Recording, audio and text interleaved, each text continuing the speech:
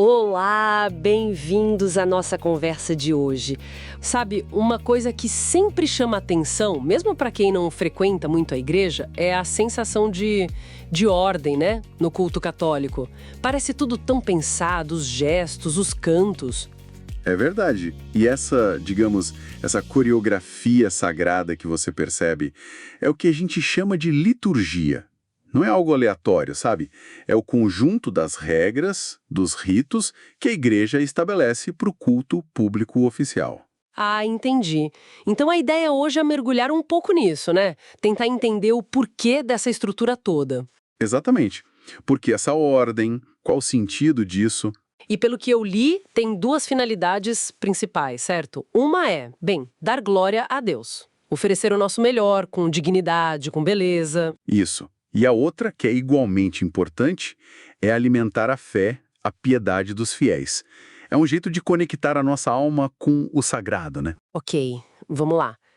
Mas aí fica a pergunta: por que essa necessidade de ter regras tão definidas para o culto? A fé não poderia ser algo mais, sei lá, espontâneo? Olha, essa é uma ótima pergunta. A questão central é a garantia da autenticidade, especialmente no coração do culto, que é a missa.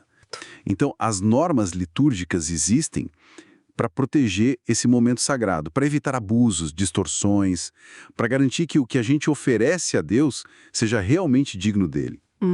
Faz sentido. E imagino que também ajudem a unir as pessoas, né? Todo mundo rezando da mesma forma. Exatamente. Cria unidade na fé, na expressão, forma a comunidade. Sabe? É um testemunho visível também. Entendi.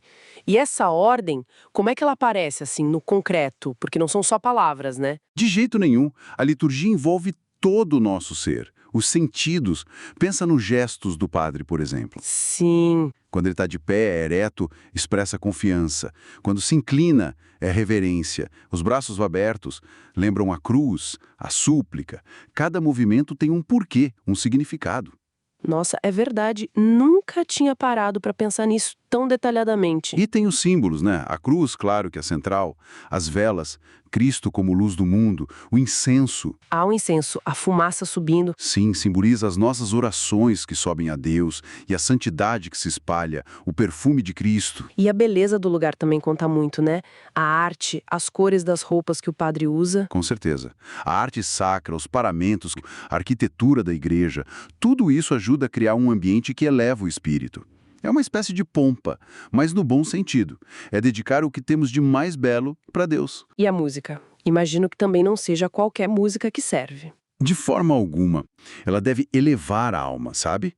Ajudar na oração. Não é só para animar ou causar uma emoção passageira. Por isso que o canto gregoriano, por exemplo, é muitas vezes apontado como um modelo, pela sua sobriedade, que ajuda a focar a mente e o coração em Deus. Diferente, talvez, de alguns estilos com muita percussão ou muito sentimento, que podem acabar distraindo, né? Entendi. Falando em regras e formas, existe uma diferença entre o que é, tipo, essencial, imutável na liturgia e o que pode mudar com o tempo ou o lugar? Ah, sim. Essa distinção é fundamental. Existem elementos essenciais, que vêm desde Cristo, que são imutáveis. Pensa na matéria e na forma dos sacramentos. Por exemplo, O batismo, por exemplo, sempre vai precisar de água e da fórmula trinitária. Eu te batizo em nome do Pai, do Filho e do Espírito Santo. Isso não muda. ok. Mas, por outro lado, existem muitos ritos que a gente chama de não essenciais, coisas que se desenvolveram ao longo da história da igreja. Esses podem variar, podem ser adaptados. O lugar onde fica a pia batismal, por exemplo, ou alguns tipos de vestes litúrgicas. Interessante isso. E toca num ponto que às vezes gera crítica, né? Aquela acusação de que a igreja teria paganizado o cristianismo, absorvendo coisas de outras culturas. Essa é uma crítica antiga. Mas a gente precisa entender o que aconteceu. Foi um processo que podemos chamar de cristianização.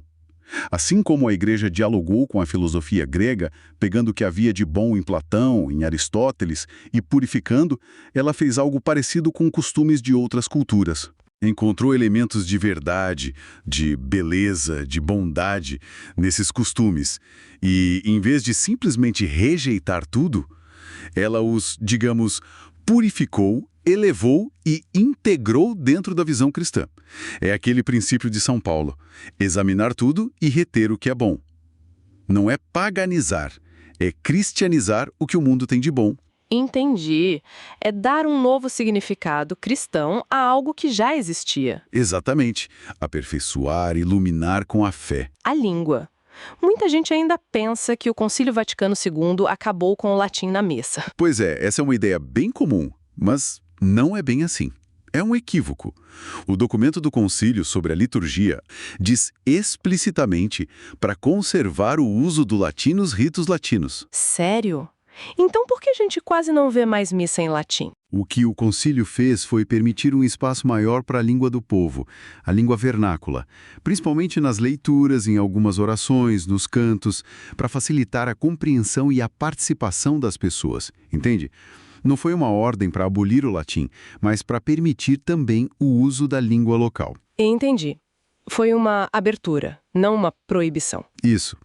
E o latim ainda tem seu valor, né? Como língua oficial, ajuda na unidade da igreja no mundo todo. E tem uma precisão teológica que às vezes se perde um pouco nas traduções. Bento XVI falava muito da importância de ver o concílio em continuidade com a tradição, não como uma ruptura. Certo. Então, para a gente amarrar tudo isso, a liturgia é essa forma ordenada, bonita, cheia de significado que a igreja usa para expressar publicamente a fé, para adorar a Deus e, ao mesmo tempo, para alimentar a vida espiritual de quem participa. É uma ponte entre o hoje, a tradição e o sagrado. Perfeito. É isso mesmo. É a oração oficial da igreja feita em comunidade. E pensando em tudo isso... Sim. Saber que cada gesto, cada símbolo, cada regra tem um motivo profundo. Como será que essa consciência pode mudar a nossa participação no culto? Olha, eu acho que essa é a reflexão final perfeita. Talvez seja o convite para a gente sair da posição de mero espectador, né? E se tornar um adorador mais consciente, mais engajado naquele mistério que está acontecendo ali na nossa frente. Participar de corpo e alma, sabendo o porquê das coisas. Muito obrigada por nos guiar nessa exploração e agradecemos a companhia. Até a próxima!